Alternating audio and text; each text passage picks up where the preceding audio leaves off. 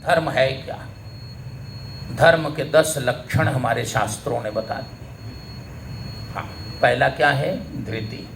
धृति क्षमा दमुस्तेयम शौचम इंद्रिय निग्रह धीर विद्या सत्यम अक्रोध दशकम धर्म लक्षणम। पहला क्या है? बस 10 कहेंगे तब तो 10 बच चुके हैं पहले से। तो धृति माने धैर्य।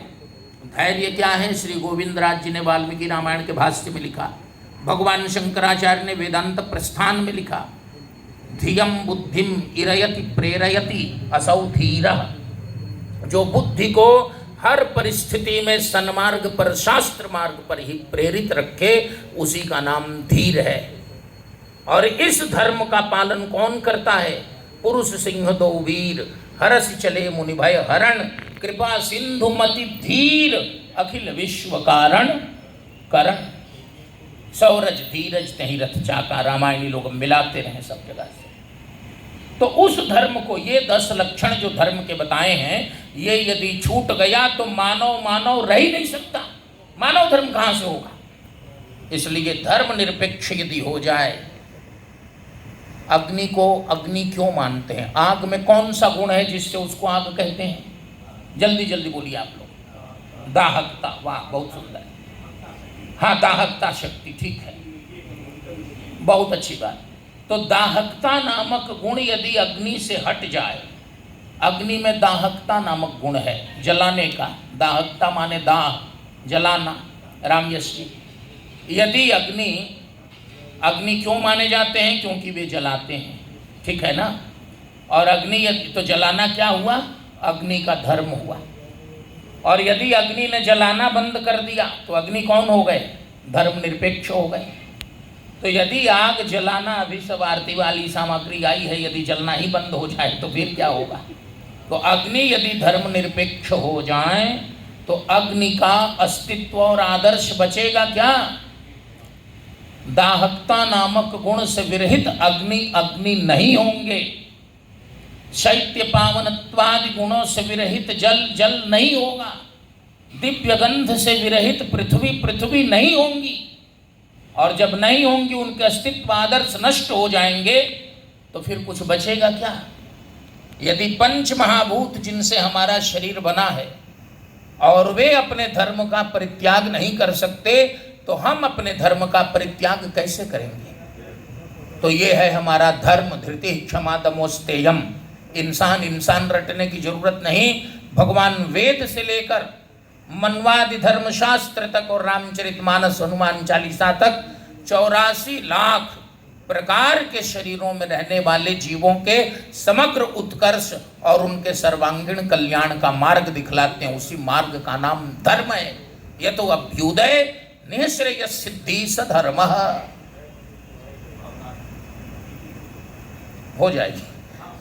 शैत्य पावनत्वादि। हाँ, अब तीसरी बात कि ये धर्म कैसा है?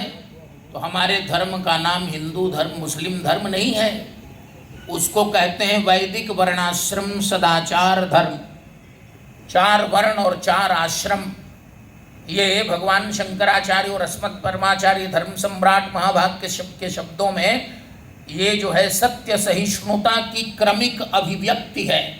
स्टेप बाय स्टेप हम उसका रियलाइजेशन कर पाएंगे, अचानक नहीं करेंगे। उदाहरण देंगे तो समय लग जाएगा, और समय पहले से लग चुका है। इसलिए प्रभाकर जी को मैंने कहा कि जो बोलना चाहते हैं वहाँ बोल चुके हैं, और उन्होंने बोल भी दिया था, सही भी बात है।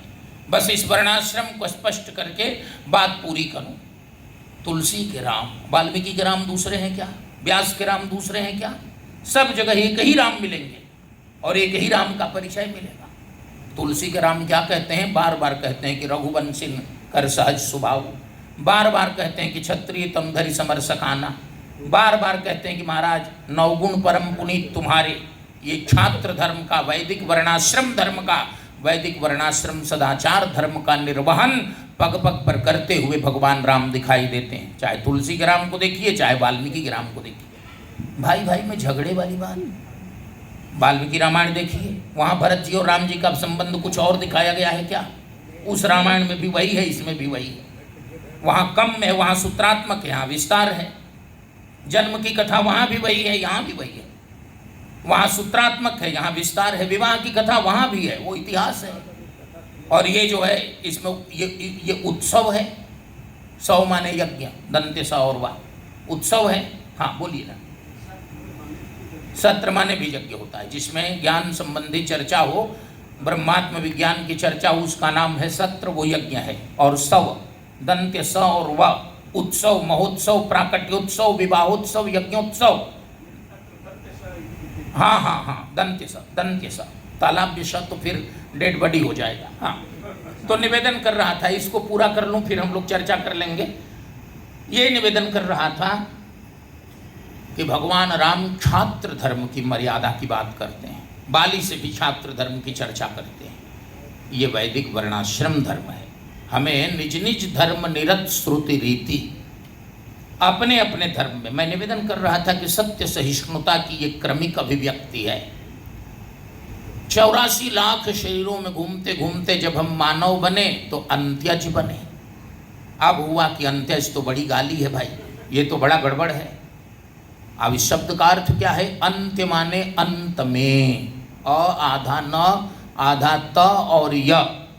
अंत्य, अंत्य माने अंत में, जैसे मैं अभी अंत्य है ना, तो अंत में। और ज माने जन्मा हुआ। जो सबसे अंत में जन्म ले उसको क्या कहते हैं? बाद में जन्म ले उसको क्या कहते हैं? अनुज। तो वो अंत्यज हो गया। और ब्राह्मण को सकाशात अग्र जन्मनः भगवान मनु कहते हैं। वो अग्र जन्मना है, अग्र माने सबसे पहले। जो पहले आया वो अग्रज है, और जो अंत में आया वो अनुज है। ये गाली कहाँ से हो गई? लेकिन शब्द का अर्थ इतना सीधा है, फिर भी इस शब्द को हमने विकृत करने दिया, हो जाने दिया, और हम गाना गाते रहे, उन्हीं के स्वर में हम मिल गए। तुलसी ने अकेले रोक दिया, हम इतने मिल करके इन्हीं शब्दों का और तो और प्रचार कर रहे हैं। ये सोचना है। अब दूसरी बात, एकाध मंचों पर ऐसा